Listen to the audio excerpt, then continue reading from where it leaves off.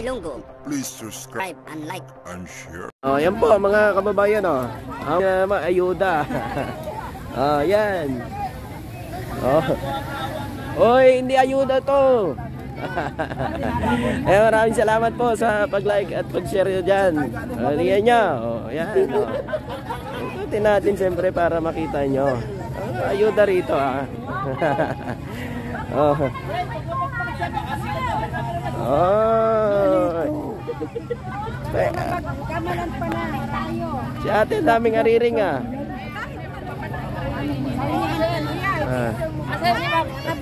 Yeah, siyempre. Picture ko kayo, sige. Number problem. Hindi, basta yaring kamatsi. Gagawa pa kayo. Ano, basta yaring kami. Ano? 1, 2, 3, smile. Jump shot, jump shot. 1, 2, 3. Okay. Okay, naririnig po ako ng lahat. Naririnig ako ng lalagang likod. Narinig ba? Naririnig ako? Yes! Okay, dito ako sa gitna. Ayan, yan, ma'am. Maganda yan, ma'am. Okay, magaling kayo sa akin. Hawakan mo ito, pre. Susuot ko to. Hawakan mo, susuot ko to. Hindi ka lang hingi. Puti lang mo. Wala. Ha? Okay, lalapag mo saan kailangan ng pulis niya sa akin. Dari nakapaunahan na rin na.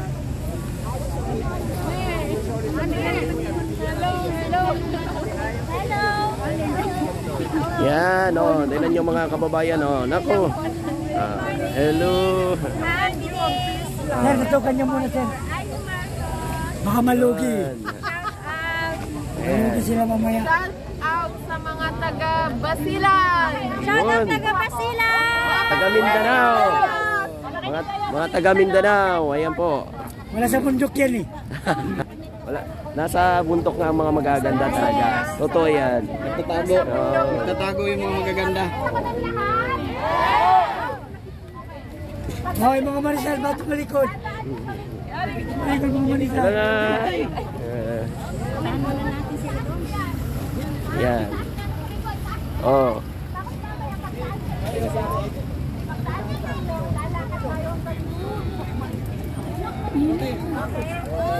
Oh, ito na. Ito na. Nilatag na. Iyan. Oh. Boses na ang manilinyo. Oh, taga Maynila. Kita niyo. Ayan, oh. Ano mo? Yung si nanay, oh. Diba? Isang sign kay nanay. Isang sign doon kay nanay. Ayan, oh. Hello, nay. Yun. Hello po. Oh, nako. Inggit na naman. Ay, hindi, oh. Sapat na! Yun.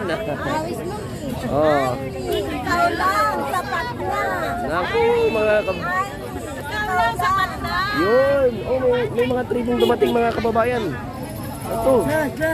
May mga tribong dumating. Grabe, oh. Grabe talaga mga kababayan, oh. Sa ngayon, Ayun, oh. Oh, may tribong dumating. dadaan sa gitna nitong mga tao. Dadaan din sa gitna. Pagkadaan niya, ito na kayo magmamahal. Anong susunod nyo? May sakit na kayo. Oo.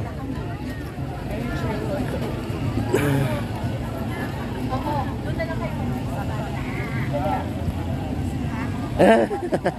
Sabi ka, paano hindi malakas ngayon gamit nila yung 22 budget na eleksyon pero sa pagboto nyo pasilaw pa pera at ayuda. Nako po mga kababayan, hindi pa rin talaga nawawala yung ayuda sa isip nila. Yung sinasabi nilang ginagastos daw ng mga kandidato ni PBBM yung pera ng taong bayan. Nako po mga kababayan, iyak na naman sila. Naikuha po, magtanong ho kayo doon. Tanong nyo doon sa kuha kung yung pera na ho na ginagastos ho nila dito sa campaign ay pera ng taong bayan. Magtanong kayo doon. At kung may ebidensya kayo sa mga akusasyon nyo, pwede naman ho kayo magkaso eh. Kung wala ko, kung marites, ay manahimik kayo, itago yun na lang. Ay, dumating mga kababayan. Eto, may dumating rito isang isang bus mga kababayan. Ang dami nito. Oh, ano kaya itong mga kababayan? Oh, isang bus mga kababayan dumating ngayon lang. Oh, ay po, mga ano to, mga banda, may pasayaw pa. Nakaw. Ano na naman kaya ang masasabi ng mga sa kabila? Ayan oh, ayan, tingnan nyo. Oh. Ay, yung mga banda, yung sasayaw. Ang gaganda oh. Oh, pulang-pula mga kababayan oh. Hello ma'am. Oh, pulang-pulang mga idol natin oh. Oh. Ay, ligano to? Ay. Ay, Band. Taga Dasma pala ito mga kababayan. Hello. Yun. Oh. Oh, bongga yung pagsalubong nila kay Senator Amy. Yes. Ah. Ihay ka. Ay, nako po. Oy. Parating na. Oh, maaga po si Senator Amy na darating ngayong araw. Oh. Ayan na. Dami nila. Oh. Ayan na.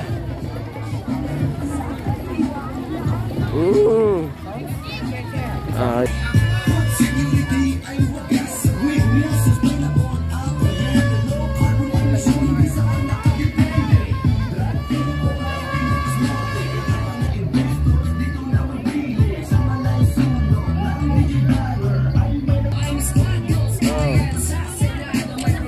Hey, let's take 1, 2. Ayan po mga kababayan oh. Oh. Hey, let's take. Oh.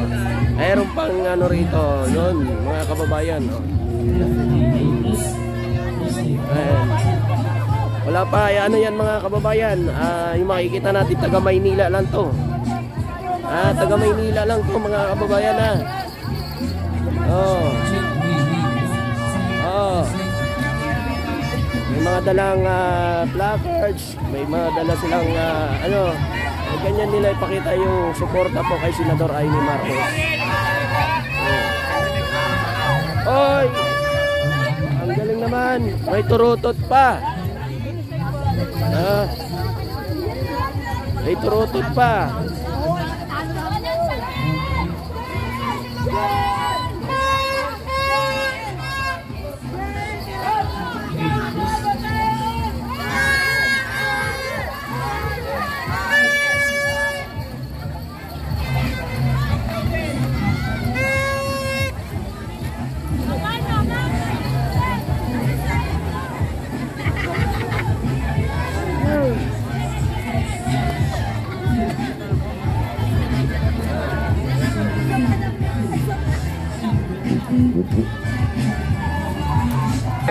Waray po kayo. Talagang sulit kayo, Marcos. Ano? Ayan. Anong masasabi niyo po? Imelda Marcos. Ayun.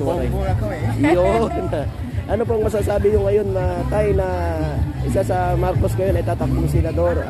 Alam naman natin si Senator Amy ay nag-withdraw na siya bilang kapartido ni BBM. Katapos yung senator, tumakbo siya vice president. Vice President, ganon. Yung sa 2028. Tapos si Martin Romualdez, president. Yun. Yun, no. Yan yung mga waray. Waray po, waray. Tanawan Leyte. Ayun, taga Leyte po. Ayan po, si tatay. Tanawan Leyte. Kapitbayan namin si Imelda, Tolosa si Imelda. Talagang kapitbahay niyo lang po tayo? Wow, grabe. Nag-aral ako noon sa LIT, Tacloban. Mag-hermano si Bongbong. So tayo, maaari mo ba kaming kwentuhan sa panahon po ng kanyang ama, tay? Ay, approve na approve sa akin si Bongbong Senior, Ferdinand. Talagang solid kami, waray. Solid talaga, no? Solid BBM talaga, no? Saka yung maganda yung palakad ng panahon ng tatay niya. Mas gusto ito. Sa edad ko ngayon mag-70 na ako eh. Opo.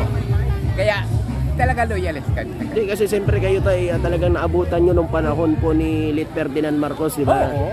Yun. Nagtrabaho ko sa GSIS, empleyado. Nag-retire na nga lang ako. Wow, yun, sa GSIS. Kahit pa paano, may konting pension. Oo. So, nung panahon nyo po, ilang taon na kayo dun sa GSIS tayo? noong panahon ni Marcos, napunta ko pa nga si Ramon Magsaysay.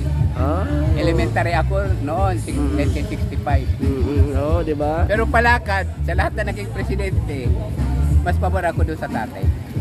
Walang gaanong mahirap. Nung panahon, no? Yung kanyang ano. Sana magawa ni President Bongbong. Ay, sa ngayon kasi masyadong marami nang kasi ang tao. Tayo, no?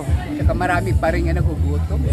Kailangan talaga suportahan niya yung mga mahirap. Pero ano pong nagagawa ninyo ngayon tayo sa ginagawa ni PBBM ngayon? Nakikita nyo po? Approve nga, nagpasok ko sa Malacanang yung birthday niya. Yung birthday niya, nandun po kayo. Saka may pamangkin ako nasa Malacanang. Parang naiyak kayo tayo. Oo nga. Sa tuwan eh. Sa tuha, ayun. Kasi mas gusto ko pa yung nakaraan ng tatay niya kaysa iba nga ng presidente na. Lumagpas, walang nangyari, nagpayaman. Yung mga nagdaan na presidente, no? Sorry, pinapibenta yung may-ari ng mga may-ari ng gobyerno. Ang Manila Hotel na ibenta na, PNP, Philippine Airlines, lahat na. Kasi kung sino ang presidente noon ng GSIS, panahon ni Marcos, ng tatay niya, si Roman Cruz ang presidente noon, nandoon ako. 1984 ako doon sa GSIS. Kaya mas gusto ko pa ngayon panahon ng tatay. Parang walang silbi yung mga naging presidente. Yung mga nagdaan. Oo, nagpayaman lang siya ng payaman. Ang ito ngayon, at least nararamdaman. Nararamdaman na ng taong bayan na ang tulong ay binababa ni PBBM sa mga Pilipino. Sa mga mahirap. Yun. Yun ang gusto niyo po, no? Kasi nakikita niyo naman siguro si PBBM kung saan napupunta, di ba? Ginagawa niya, yung mga nakakaliwa. Siyempre, politika yan. Yung mahilig, kumbaga, imbis na magtulungan, sila ay ginagawa, pinopolitika pa. Ginagawa kasing crab mentality. Ugali yung mga paunang panahon pa. Crab mentality tayo. Nasa taas ka na, ibababa ka. Yun sabi sa Biblia, ang nasa ibaba, itataas. Nasa taas, ibababa. Pero nakita naman natin, hanggat patuloy nilang sinisiraan si PBBM, patuloy naman inaangat si PBBM. Nagtaong bayan. Kasi may Panginoon tayong nakakita. Ayun. So, thank you tayo. Maraming salamat. Pangalan natin tayo? Maraming salamat po. Pangalan natin? Kuya Tasyo Lagahit. Ayan, si Tatay Tasyo. Ayan, 70 years old na siya. Tingnan nyo mga kababayan. 70 years old. Malakas pa. Ganyan yung mga loyalista. Tingnan nyo. Walang hinihingi ang kapalit. Walang hinihingi ng bayad yan. Talagang suporta sa mga Marcos yan. Baka mamaya sabihin. Kailan hindi ako nagbabayad. Yan. Kasi mamaya baka sasabihin na naman na binayaran yan. Pabayaan mo na sila yung mga kay President. Bahala na lang si Lord. Si Lord na bahala sa kanila tayo. Tama. Thank you tayo. Maraming salamat. God bless po. Anong channel kayo? Tropang Ilonggo, tatay.